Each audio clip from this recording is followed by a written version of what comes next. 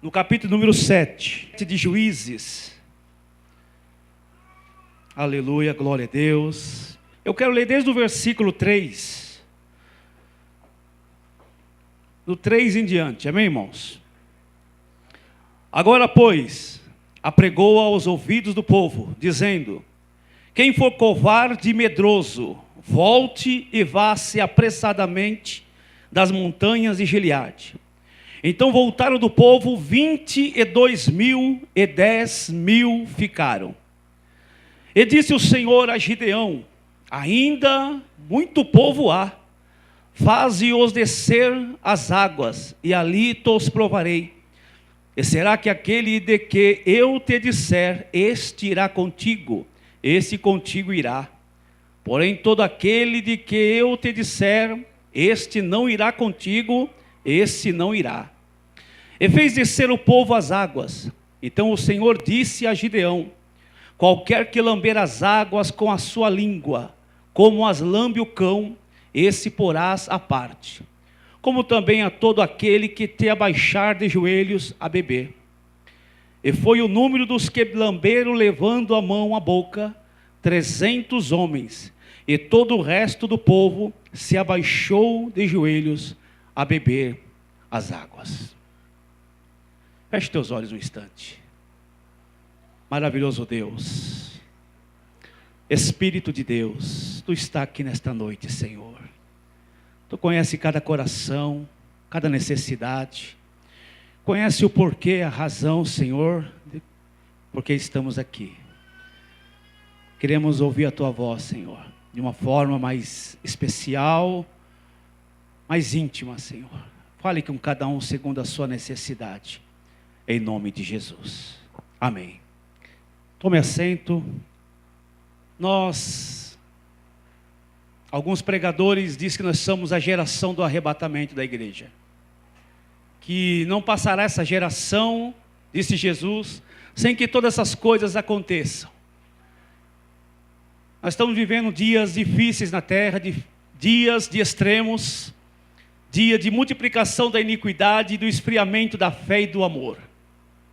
Nós temos vivido uma época em que estamos questionando muitas coisas, e quando não queremos questionar, nós fechamos os olhos para as grandes realidades, para que a gente não seja, de certa forma, da nossa estrutura frágil e se contaminar.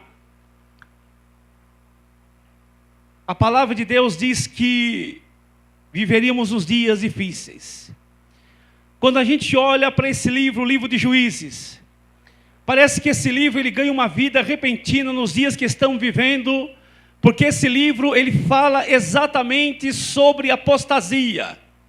Ele fala sobre injustiças, de marasmo espiritual.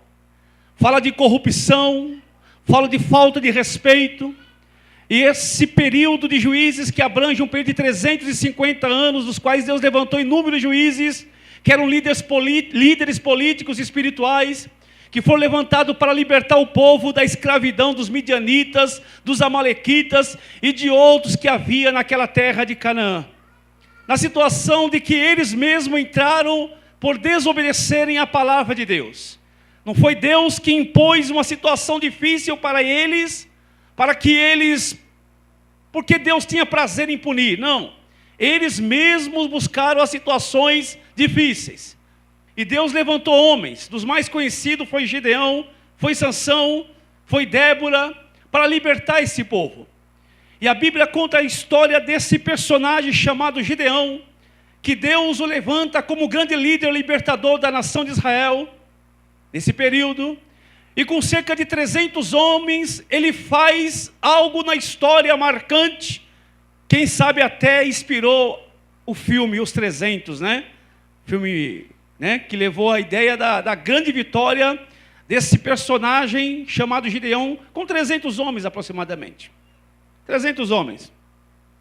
Agora, a história está repleta de lições importantíssimas. Quem sabe se passarmos aqui 3 meses, não seria ainda suficiente para nós extrairmos toda a lição que a história nos proporciona. Não seria. Até porque não existe nenhum teólogo capaz de extrair toda a mensagem de um versículo. porque Deus tem sempre algo novo para renovar e falar conosco através da sua palavra. Existem inúmeras situações importantes aqui para a gente analisar, mas eu selecionei aqui 3 fatos importantes. A história nos fala justamente de um povo acuado, de um povo acovardado, de um povo que recuou diante das situações adversas de nações que queriam destruí-los. Agora, a gente já ouviu muito sobre Gideão. Agora vamos entender um pouco quem eram esses homens que seguiam Gideão. O que levou esses 300 homens a vencer nações poderosíssimas. Deus quer que nós entendamos algumas coisas importantes aqui nesta noite. Que nós sejamos cautelosos quanto àquilo que está escrito na sua palavra. A primeira coisa que Deus quer que nós entendemos aqui nesta noite através desse texto. Porque esse texto diz que esses homens foram até os inimigos e os venceram. Na ótica humana era impossível vencer. Porque eram só 301 com Gideão.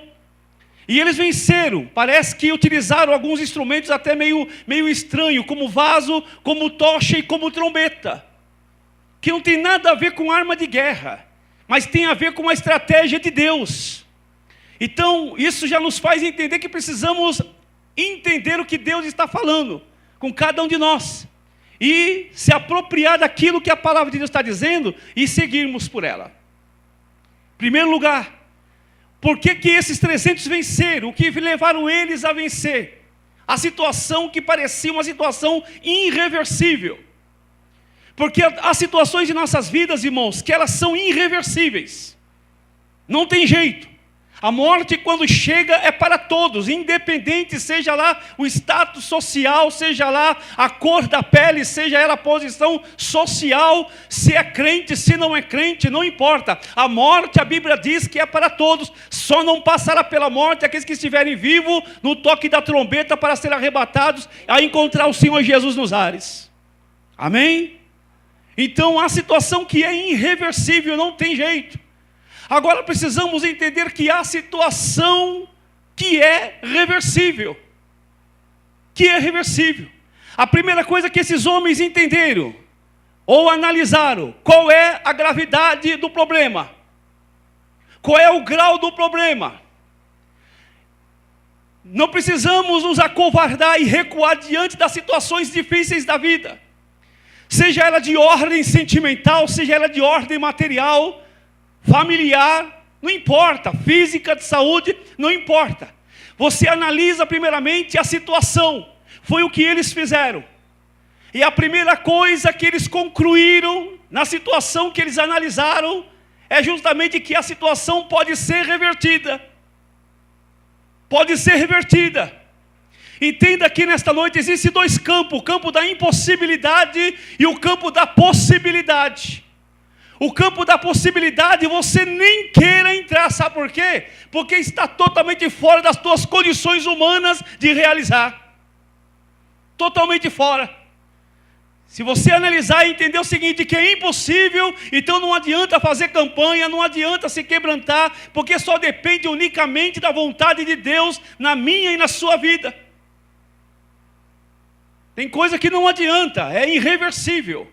Agora, há coisas que está dentro do campo da possibilidade. Isso quer dizer, eu posso mudar a situação. Lembra do filho pródigo? Lembra? Quando ele chegou naquele estado totalmente caótico, ele disse assim, levantar-me-ei e irei ter com o meu pai. Ele mudou, porque estava ao alcance dele. Há coisas que você tem que entender nesta noite, que está dentro do teu alcance de mudar.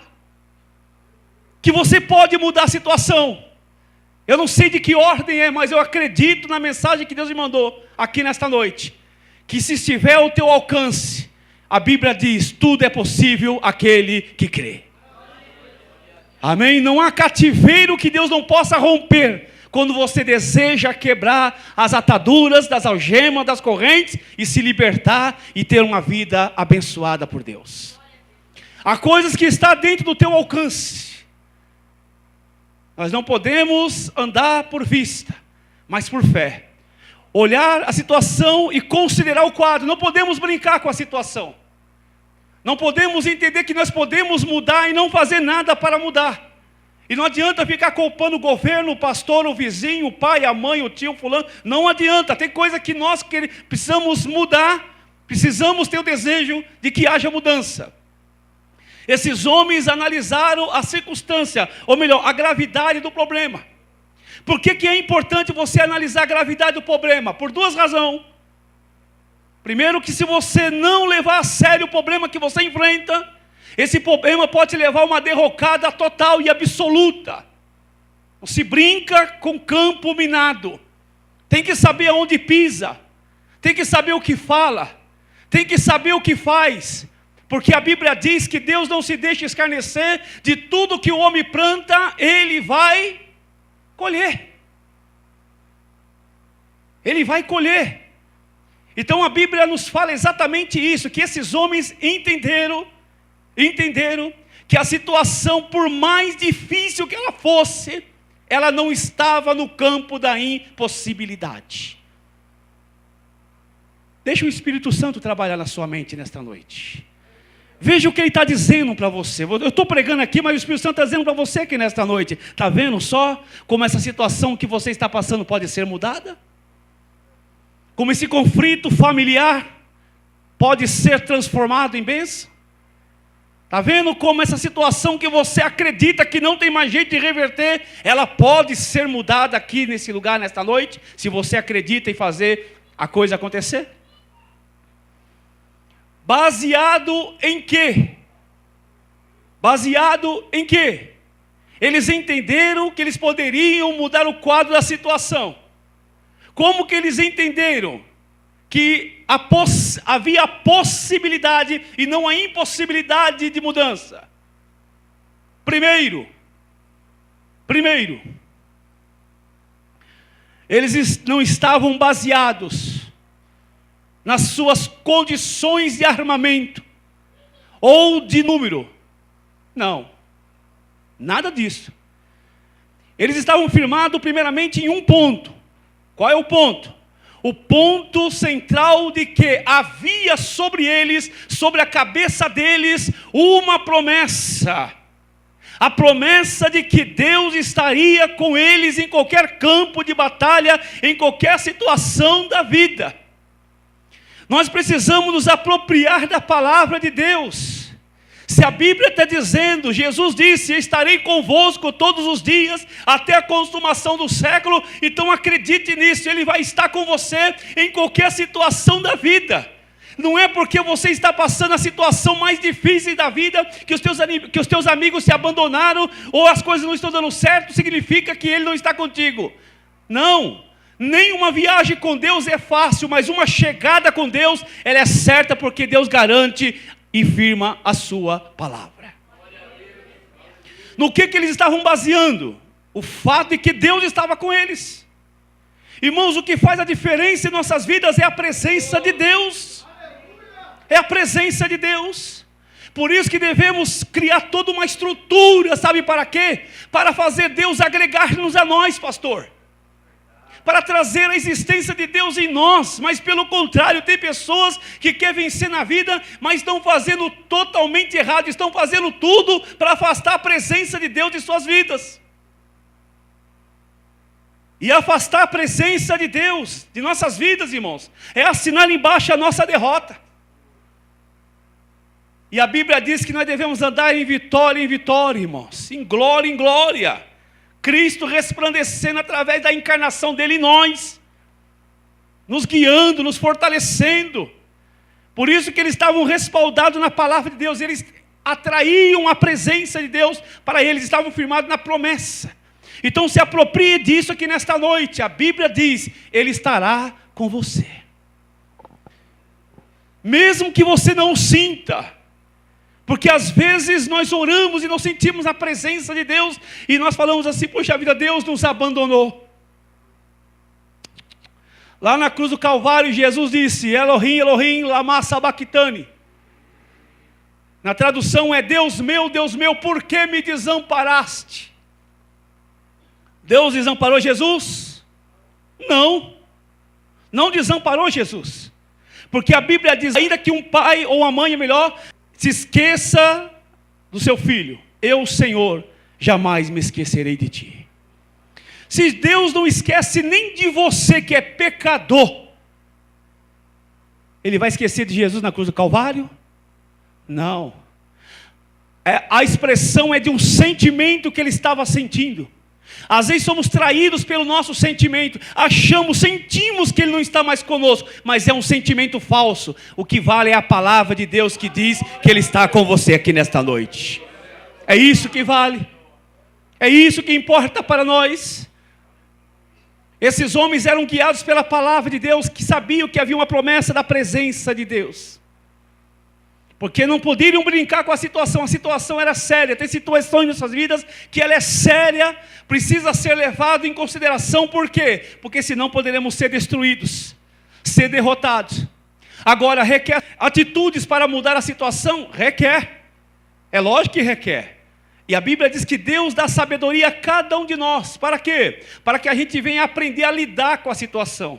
Mas a Bíblia diz que essa sabedoria, a palavra de Deus diz assim lá em Colossenses, nele está escondido toda a ciência e sabedoria. Todo o tesouro da sabedoria e da ciência está escondido em Cristo. Então nós precisamos criar uma estrutura para fazer o quê? Para fazer Deus agregar a nossas vidas constante. Precisamos cultivar sempre a presença de Deus em nossas vidas. Através de quê? Através de uma vida cristã verdadeira. Amém, irmãos? Eles entenderam isso, que havia a possibilidade. Então a primeira coisa que Deus quer que você entenda, não é as suas condições na ótica humana. Que se você olhar na ótica humana, se você vai ver a situação, que você vai dizer assim, eu não tenho mais jeito de mudar. Mas o texto nos apresenta essa primeira lição, que 300 venceram nações. Então a primeira coisa que Deus quer que você entenda, que não importa o tamanho da muralha, da montanha, do problema, da crise, não importa. Existe uma possibilidade de mudar o cativeiro. Amém? Não precisamos entregar as armas. Não precisamos abaixar a cabeça. Não precisamos recuar e nos acovardar. Precisamos sim considerar tudo isso. Segundo lugar, o que levaram esses 300 homens a vencer? Uma situação que parecia ser irreversível. Uma atitude de coragem. A Bíblia diz que o espírito que Deus nos deu não é de medo e nem de covardia, mas é de poder, graça e moderação, de coragem. Ter coragem. Sabe o que eles fizeram? A Bíblia diz que eles foram até o encontro do problema. Eles não ficaram fingindo do mundo do faz de conta, que não existe o problema.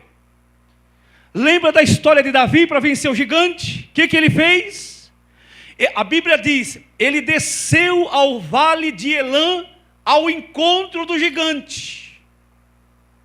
Eu tenho já dito isso, que problema se resolve cara a cara, enfrentando face a face o problema. No diálogo, né? Estando presente, cedendo, e no encontro. Foi exatamente o que eles fizeram. Para ir até o encontro do problema, precisa de uma atitude de coragem. Coragem é uma atitude de prudência. É um sentido que desperta dentro de nós, que nos faz estar motivados, porém atentos. Atentos. Enfrente o seu problema de frente, cara a cara. Mas seja realista primeiramente com você. Primeiramente com você. A Bíblia diz, lembra onde caíste. Lembra onde caíste.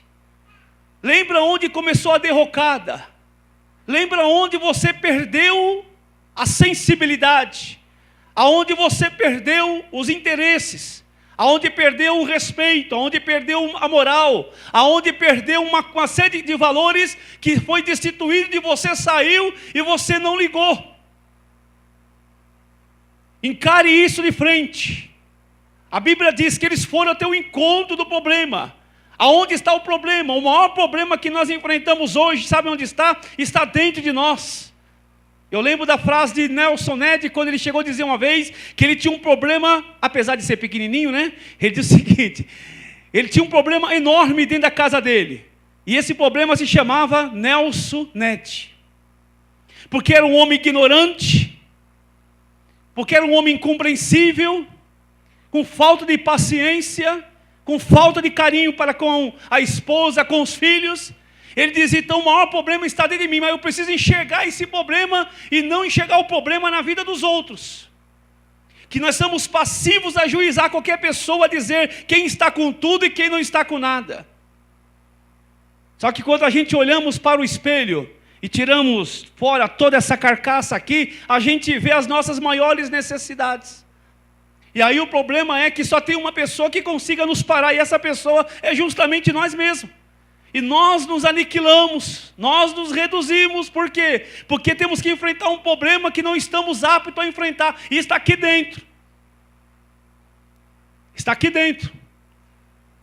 Ir de encontro ao problema, ficar face a face com o problema. Eu me lembro de um pastor muito conhecido no campo da Assembleia de Deus, e ele acabava de sair assim, às vezes pregava em alguns cultos. Ele acabava de sair do culto, ele ia para algumas boates às vezes, entendeu? Fazia algumas coisas assim meio estranhas. Um dia ele falou não. Ele entrou no quarto dele, ele tirou toda a roupa, ficou nu diante de Deus, e falou: Deus, aqui estou da forma que eu vim para o mundo. A partir de hoje eu quero uma vida totalmente mudada, e eu vou andar na tua presença. Ficar face a face com o problema. A Bíblia diz: examine-se, pois, o homem a si mesmo. A si mesmo. Deus, quando uma vez me enviou para fazer uma obra num lugar muito distante, e eu confesso, irmãos, que eu tinha o meu maior medo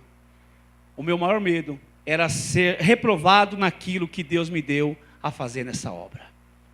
Então todos os dias eu pedia para Deus me mostrar aonde estava a minha falha, aonde estava o problema. Porque às vezes a gente acha problema na vida de todo mundo, menos em nós.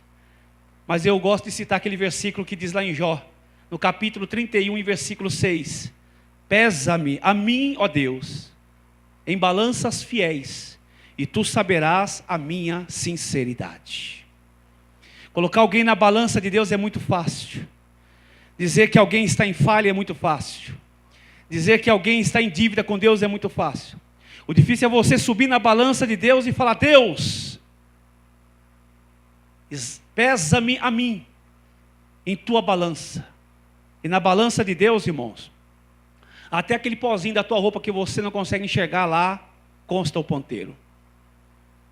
Então nós precisamos fazer uma autoanálise, ir de encontro ao problema, daquilo que está nos impedindo. Às vezes nós queremos tantas coisas, e às vezes há situações que estão nos bloqueando. Às vezes nós sabemos qual é esse problema, mas não mexemos uma palha para mover esse problema em nossas vidas. E nós sabemos, até porque em primeiro lugar nós temos uma consciência, em segundo nós temos o Espírito Santo que fale conosco. Mas às vezes não somos capazes de ter uma atitude para remover o problema. Amém? E de encontro ao problema. Esse é o homem e a mulher corajoso que Deus quer, que vem enfrentar a situação mais difícil, mas de cabeça em pé, em nome de Jesus. Terceiro lugar, irmãos, que levou esses homens a vencer. E ao encontro de uma situação que na ótica humana já havia seria decretada a derrota deles. Não tinha situação, não tinha como reverter. E é interessante que o terceiro ponto que eu entendi aqui é que esses homens tinham na alma algo chamado de inconformismo. Inconformismo. A Bíblia diz lá em Hebreus que os heróis da fé, eles não eram super. Eles não eram homens de uma magistratura de fé inigualável, não. Tiago até diz na sua epístola, que Elias, que é um dos maiores representantes dos profetas do Antigo Testamento, ele era homem sujeito às mesmas paixões que nós. Descanaliza a ideia de que aqueles homens eram de uma estrutura superior a nós. E que eles só venceram, sabe por quê? Porque eles eram homens dotados de uma envergadura diferente da nossa. E não era, pastor. Não é isso? Eram homens que tinham dor de cabeça, dores nas pernas, tinham febre, ficavam doentes, tinham fome, sede, cansaço. Homens da mesma magistratura física que você e eu aqui nesta noite. Mas a Bíblia diz, em Hebreus, que esses heróis da fé, eles tiraram força da fraqueza. Isso quer dizer, eles arrancaram algo aparentemente da onde não tinha. Isso quer dizer, eles ressurgiram do nada, da cinza, daquilo que se dizia, esse daí já está acabado. A situação desse derrota já está decretada. Esse negócio dele aí não vai funcionar. Isso aí não vai muito longe. Isso aqui vai morrer. Isso aqui está acabado. A sentença dele é derrota final. Eles mudaram o quadro da situação, porque tiraram força da fraqueza. Esses 300 homens despertaram algo chamado de inconformismo. O que eles fizeram? Eles analisaram, eles entenderam que aquilo que eles haviam construído, tudo aquilo que eles haviam plantado, tudo aquilo que eles haviam estabelecido em suas vidas, não poderia ser tomado assim pelos ladrões, pelos midianitas, de uma forma tão fácil como eles estavam fazendo. Deus ama a pessoa que não se entrega. Deus ama a pessoa e ajuda quando essa pessoa diz, espera um pouquinho só, o que eu construí até hoje não foi fácil. Eu não vou deixar o inimigo da minha alma roubar tudo que eu tenho, tudo que Deus me deu, e sem mexer uma palha. Nós não podemos deixar dessa forma acontecer em nossas vidas. Imagine tudo que você construiu. Imagine tudo que você estabeleceu.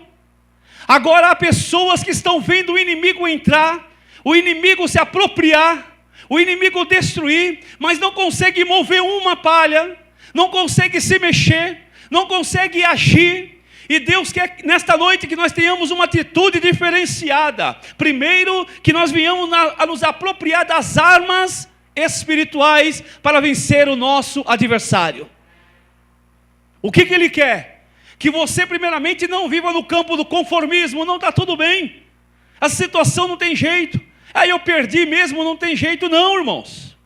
Nós não podemos entregar para o nosso inimigo de mão beijada tudo aquilo que nós construímos de uma forma sacrificial. Nós não podemos. A Bíblia diz que Deus quer que nós venhamos a lutar. Se nós vamos vencer, sabemos, porque isso vai depender muito de atos disciplinares, né? Vai depender muito de atos disciplinares, de dedicação, de aplicação, de amor, de interesse. Vai envolver uma série de fatores importantes que nos levarão a vencer, né? Ou não permitir que o inimigo tenha legalidade. E às vezes, irmãos, por essa falta de conformismo, por a gente se conformar, não, está tudo bem, não, a situação é essa mesmo, não, Deus quer que eu sofra mesmo. Não, irmãos, Deus não quer não. Deus quer que os quadros mais caóticos de nossas vidas sejam mudados. Então Ele quer que você não se conforme. A Bíblia diz, não conformeis com este mundo. Tá? A palavra mundo é aio, que quer dizer sistema. Esse sistema opressor determinando derrota na vida de muita gente. Ah, mas fazer o quê? Eu sou falho mesmo, né? Tem gente que fala assim, eu sou falho, nem olha nem para mim. Não, irmãos. Nós precisamos ser um exemplo de luta, de dedicação, de vitória. Nós somos um povo especial no coração de Deus. Amém, irmãos? Deus quer dar vitória para cada um de nós aqui nesta noite. Deus quer nos mostrar exatamente qual é o caminho estratégico para que a gente venha vencer a situação adversa. Quando você olhar para uma situação que você vê que o inimigo está tentando, não diga assim, olha, não tem jeito não. Não, tem jeito sim. Joelho no chão, consagração, dedicação a Deus. A Bíblia nos diz que Ele colocou debaixo de nossos pés toda a força do inimigo. Força do inimigo, escorpiões e serpente. E nada nos fará mal algum. Amém, irmãos? Não se conformeis. A situação, seja qual for, nós não podemos entregar para o nosso adversário. Seja ela nossa família, nossos bens, nossa saúde, não importa. Precisamos lutar. Amém? Agradeça a Deus por essa palavra aqui nesta noite. Amém, irmãos? Deus falou com vocês nessa noite? Se Ele falou, agradeça a Deus. Senhor nosso Deus, Pai amado, Deus querido, obrigado, Senhor Deus, porque o Senhor de uma forma muito carinhosa, Senhor Deus, falou conosco nesta noite. Nos mostrou e nos indicou caminhos que podemos seguir, Senhor Deus, se queremos vencer e reverter as situações mais incríveis da vida, Senhor. Mas de certo nós gozaremos da Tua presença, que vai nos auxiliar e estará conosco para decretar, Senhor Deus, a nossa vitória. A Tua palavra diz que quando o inimigo vier como uma torrente de água, o Senhor, o Espírito do Senhor levantará contra ele a sua bandeira. Eu acredito que a bandeira da vitória está erguida aqui nesta noite para esse ministério, para esses servos, para essas servas do Senhor que estão aqui, Senhor, glorificando e exaltando o Teu nome. Muito obrigado, em nome de Jesus. Dê uma salva de palmas para o Senhor.